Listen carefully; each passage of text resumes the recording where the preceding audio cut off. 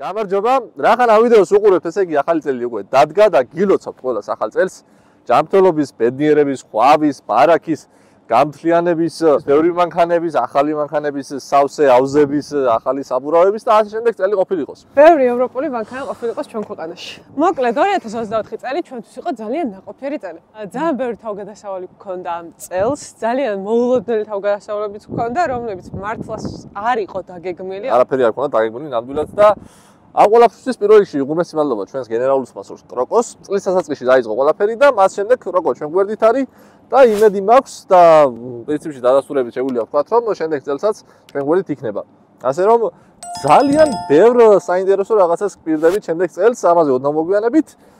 ახლა კი გადავიდეთ ჩვენს ავტოპარკზე. ეს მანქანები 2024 წელს დაგროვდა ჩვენთან და ძალიან შემთხვევით დაგროვდა, იმიტომ რომ ერთადერთი 36, რომელიც ყველა მიცით ის დიდი ხანი არაც ყავს. რა თქმა უნდა. მაგრამ დანარჩენი მანქანები ძალიან შემთხვევით დაგროვდა რა. ისე ესეც 36-ია, ვონთ კომპაქტი. ხო, ამას კომპაქტს ვეძახით, 36-ს უბრალოდ არ ვეძახით. ეს მანქანა ძალიან შემთხვევით ერთ დღეში და დათოსხვრიდა ჩემზე დაძალებით ვიყიდეთ. რაც შეეხება მანქანას, ძალიან იაფად ჩაგვივარდა ხელში. თან ვიწყებდით პროექტს ცნობილები დრიფტში, ეკნებათ ნანახი სხვადასხვა სერიების. ეს მანქანა, რასაც ქვია, ეგდო ძალიან დიდი ხნის მანძილზე ელიავაზე, ხო?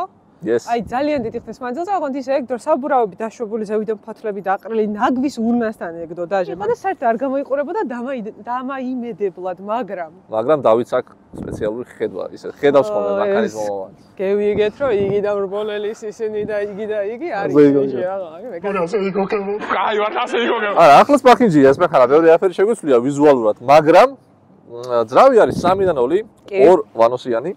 და ძალიან კარგად. M54 აქვს M50-ის შემშვები. გამშვები აღენია Top Speed-ის, თუმცა ჩვენი სპონსორი არ არის. უკან აღენია მოკლედ ჰიდრაულიკური ხელისმუხლუში და ბლა ბლა ბლა ბლა. მოყოლის კუთხეც აღენია მანქანაზე, მოკლედ გამზადებულია იმისთვის, რომ თავისუფლად ისრიალოს. ვიზუალურად ძალიან სულად გამოიყურება, იმედი მაქვს შემდეგ წესპაის უყიდი წინ M-ის ბამპერს და მოვაწეს რიგებ. ამ მანქანის მთავარი ღირებულება არის ის, რომ ცნობილებმა ამაზე ისწავლეს დრიფტი. იცით რომ გვაქვს ესეთი რუბრიკა ცნობილები დრიფტში და 10000 გამომწერზე 3 გამომწერს მოგიწვევთ და ასევე გასწავლეთ დრიფტს. ამ მანქანაზე გასწავლეთ, დამიჯერეთ, ძალიან მარტივი ამაზე სწავლა, ძალიან გაგისწორდებათ პირდაპირ ვთქვათ და თავისი დანიშნულება აქვს, მოკლედ სანამ 10000 გამომწერზე ავალთ და თქვენ ისწავლით დრიფტს, მანამდე ეს მანქანა იქნება. მაგის შემდეგ, როდესაც უკვე გასწავლით, რა ბედი ეწევა ამ მანქანას, ჯერ არ ვიცი. ამან კი მიაჭედა უკვე M-ის ბამპერები და შემშვები და გამშვებები, მაგრამ დრიფტს რო გასწავლით, მე არ ვიცით ჯერ ამ მანქანას რა ბედი ეწევა. შეიძლება King of Drifts-ზე გამოვიყენო, ან არ ვიცი. შეიძლება გავუკეთო კიდევაც. არ ვიცი ჯერ მოკლედ. ლედ განათება აქვს კიდე ხო, რომელიც შიგნიდან სალონიდან ირთვება. თუ გინდა ჩავრთავე ხა, მაგრამ მაინც არ გამოჩნდება. ძალიან მაგარია. სხვადასხვა პარკინგ კონტროლიც აქვს. კი. და მუშაობს. ძალიან მაგრამ მუშაობს. კიდე ბორდ კომპიუტერზე აქვს მაჩვენებელი რამდენი წვავს, რამდენი გრადუსია, ტემპერატურას აჩვენებს სწორად. პირველი 36-ია, რომელიც ტემპერატურას სწორად აჩვენებს. კი.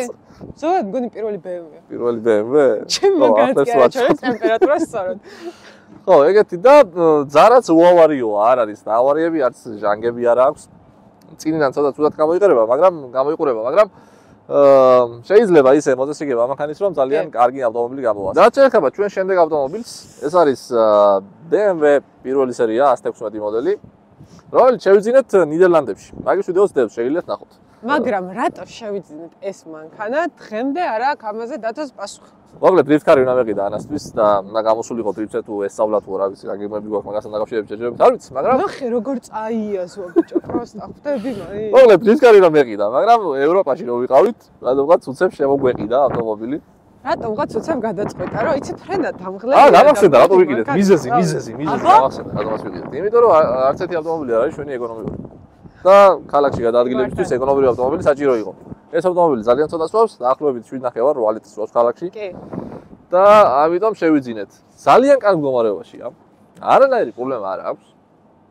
ძალიან კომფორტულია, ცოტა პატარაა, მაგრამ მე პატარა მანქანები მიყვარს. ძალიან სასიამოვნო სამართავია იმის მიუხედავად, რომ 2013 წლიანი და 2013 წლიანი მანქანა მყავდა F30-ით და 2015-იანი მყავდა მე-4 სერიაც.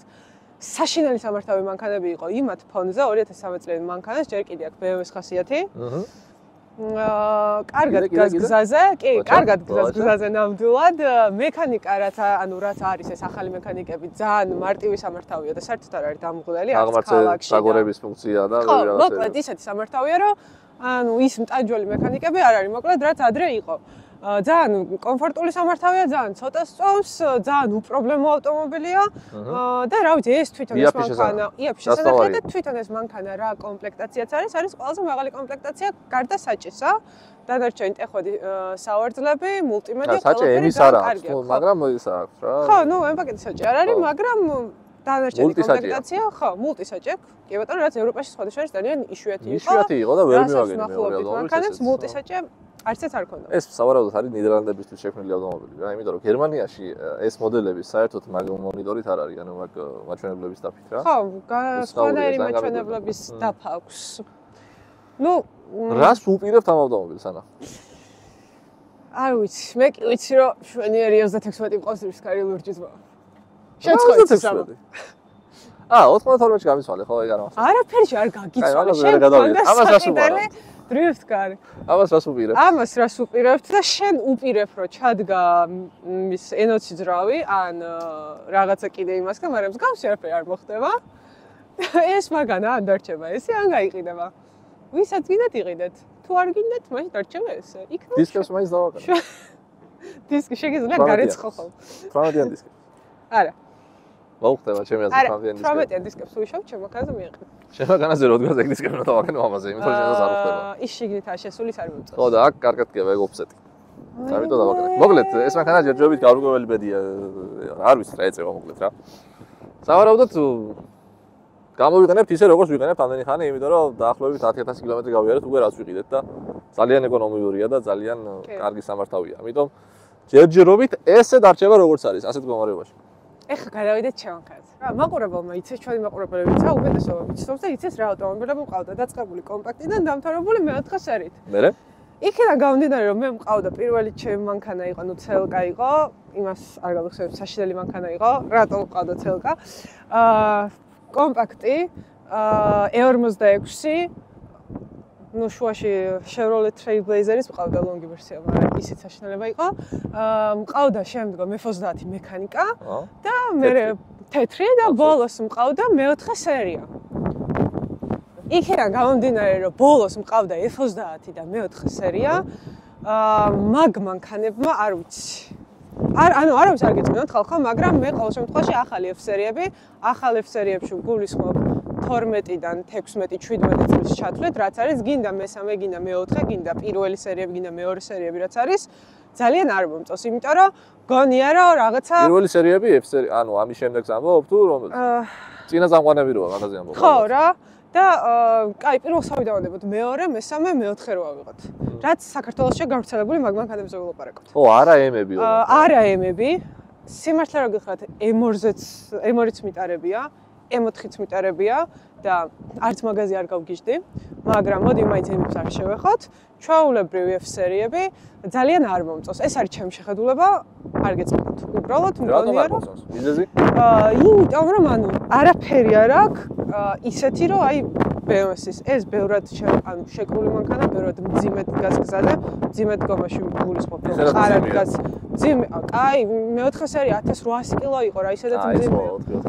ანუ ბევრად მყარად დგას გზაზე, ბევრად კარგი აეროდინამიკა აქვს, თუნდაც ხმის იზოლაცია ბევრად მაგარი აქვს F-სალონში. მასალა. ხარი შემომდიოდა საქარემინიდან, ანუ სალონის მატერიალებიც ბევრად ხარისხიანი აქვს და აქვს და როგორც იძახ ხოლმე, სავალი ნაწილი და კუზოვო დადის ცალცალკე, საერთოდ ცალცალკე არის რა. F-30-ზე ცხვირის თამაშის პრობლემა ვერ მოვაგვარე, ძალიან ბევრი პროფესორი გამოხტა და ოიო, რას ამოფე, ის უნდა დააყენო, ის უნდა დააყენო. უძვირესი ამორტიზატორები დავაყენე, ყველაფერი გავაკეთე, ანუ ყველანაირ პროფესიონალს ვკითხე, მაგრამ რაც არ უნდა ამტკიცოთ F-30-ის პატრონებმა, F-30-ის ცხვირი თამაშობს. დათაკა ჯაიასაც ვკითხე და ჩვეულებრივი F-30-ის ცხვირი თამაშობს. ანუ დანარჩენი მეტი დასტური რა გინდათ არ ვიცით, არ გეწყინოთ, არ გაილანძღოთ, უბრალოდ რაღაც ფაქტებს თვალი უნდა გაუსწოროთ. მე ძალიან მიყვარს BMW, მაგრამ F-სერიებმა ძალიან აღარ მინდოდა სადმე წასვლა მანქანით რა. მე ზოგადად მანქანის მართვა მიყვარს, არ მეზარება სიარული, მაგრამ მაგაზე რომ უნდა დამჯდარიყავ, წავსულიყავი, არ მიყვარს. და ამ მანქანის შემთხვევაში პირიქით არის. აი ეს მანქანა მყავდა E4 სერია და ავდექი და გადავცვალე აი ამ მანქანაში და ვარ უბედნიერესი. პირველი მანქანა არის, რომლის გაყიდვასაც ყიდვიდან ერთ კვირაში არ ვფიქრობ. შეიძლება რომ არც არასოდეს არ გავყიდო სიმართლე. ეს ავტომობილი არის გერმანული. ძალიან იშვიათია საქართველოში თუ ყავთ ვინმეს კიდე გერმანული 325, მართლა მაინტერესებს რამდენი დადის საქართველოში გერმანული 325. მე არ შემხვედრია პირადად რა და გარბენიც 230 აქვს, ხო? 230,000 კილომეტრია, მაგრამ აქედან 200,000 დაახლოებით გერმანიაში აქვს გავლილი და სხვათა შორის მართლა მაინტერესებს და ვეძებ ამ მანქანის მარცხენა წინა ფარს, ოღონდ სრული კომპლექტაციით არის ეს ავტომობილი. ფარების მოხვევა აქვს, ხო? ფარების მოხვევაც აქვს და ასევე აქვს ავტომატური შორი და ახლა მაშუქები რა, რო დაინახავს შუქებს, რო თვითონ რო აქრობს დალნებს და ბლიჟნიზე რო რთავს. მოკლედ ეს ავტომობილი ძალიან მაგრად დადის. და გაყიდვას არ უპირებთ. გაყიდვას არ უპირებთ, ნამდვილად, რომ მეც მიყვარს იმდენად ჩქარია, იმდენად კარგად ჩქარდება. ცოტა სწოვს. ცოტა სწოვს კი, არ სწოვს ბევრს და ძალიან გამართულად მუშაობს, აი იდეალურად მუშაობს. არ ვიცი, 2006 წლიანია თან. რას უპირებთ ანა? მე მინდოდა ნურბურგინგისთვის მომზადება, მაგრამ რა ვიცი, დამიწყე ავტომატური კარობკა, რაღაცები ისო. აი შეიძლება თუ გაქვთ ეს ამ მანქან ანას უნდა საერთოდ ეხლა გაგიმხელთ აი ამ ორი მანქანით რომ წავიდეთ გერმანიაში რა. კი, ძალიან მინდა რომ ორი მანქანით წავიდეთ და თუ გაქვთ 92-ზე გამოცდილება რაღაცა, რა ვიცი, შევას თუ მოგწევთ რომ ავტომატურ კოლოფს რა უნდა უქნათ რომ თავისით არ გადართოს, რა პროგრამა შეიძლება რომ არ გაგვიგვაგოს და წერება რაღაცები, მაგრამ მაგას არ ვენდობი, იმიტომ რომ ერთხელ ძალიან რო ვენდოთ ისეთი რა შეიძლება რომ გავაკეთოთ რომ შუა ნურბურგინგზე რაღაცა არ მოგვივით. გავამექანიკოთ. გავამექანიკოთ, მე ვუთხარი გავამექანიკოთ და არაო და. მოკლედ ძალიან კაი მანქანა, ძალიან მიყვარს და ამას არ გავყიდი. არ ვიცი, ჯერჯერობით ეგრე ვფიქრობ, რომ ამ მანქანას არ გავყიდით, თუ რამე ახალ მანქანას ვიყიდით. ჩემ მეორე მანქანაზე გადმოვიდეთ, საუბრობთ, ოკეი, ჩემი მეორე მანქანა. ამ ავტომობილს იმხელა ისტორია აქვს უკვე. ჩვენს ხელში რომ შენ იყო და ესე იგი მოკლედ ამ წელს ამ მანქანას სახე გავაძრეთ რა, დაღლილია მანქანა. ესე დგას ახლა. აი ესე დგას ეზოში და რავი. გასასვლელი ჭირდება. ყველაფერი შესაძლებელი აქვს აბსოლუტურად ზრავის გარდა. გადაცემათა ყოლოფი, გადაბმულობა, მოკლედ კარდანი, ბევრი რაღაც აქვს შესაძლებელი რა. აღარ ჩამოთვლი ახლა. რომ ამ მანქანას შენ ყველაფერი უქენი, წელს იქიდან გამომდინარე შეჯიბსაც დადიოდი Kings. ხო. წავედით გერმანიაში ამ მანქანით. ჩამოვედით ამ მაინც Kings დავდიოდი. ჩამოვედით და მეორე ისავლეს ამაზე თამამი ისავლა შენ ისავლე დრიფტი. მოკლედ რავი, მანქანას სული გამოხდა. აღარ არის გათავდა. ძალიან დიდი ისტორიის მანქანა, ჩვენთვის ძალიან გვიყვარს და ესეც ის მანქანა, რომელიც არასდროს არ გაიყიდება რა. ნამდვილად. რაც შეეხება გეგმებს. ამ ავტომობილით შემდეგ წელს ვაპირებთ ისევ წასვლას ევროპაში. შეიძლება ორჯერაც წავიდეთ, ერთი გაზაფხულზე და ერთი შემოდგომაზე, ჯერჯერობით არ ვიცით, რაღაც გეგმები გვაქვს. რაც შეეხება მის მდგომარეობას და რის შეცვლას ვაპირებ, ამ ეტაპზე გადაწყვეტილი მაქვს რომ შევცვალო გადაცემათა ყოლოფი, იმიტომ რომ ძალიან ცუდ მდგომარეობაშია და ამ დროს დამარტყა ერთმა მშვენიერმა აზრმა. მშვენიერესმა აზრმა, ეხლა ნახეთ. ეს ავტომობილი გავა ავტომატიკო. ოღონდ დავამონტაჟო BMW-ის ყოლოფი 8HP. ეს ყოლოფები არის F სერიებში და რატო გადავწყვიტე ახლა ეგ. მოკლედ ძალიან სწრაფია, ძალიან ამტანია და სიმძლავრეს თავისუფლად იტანს, ანუ გამძლეა ძალიან. და რაც თავარია, ბევრი სიჩქარე აქვს.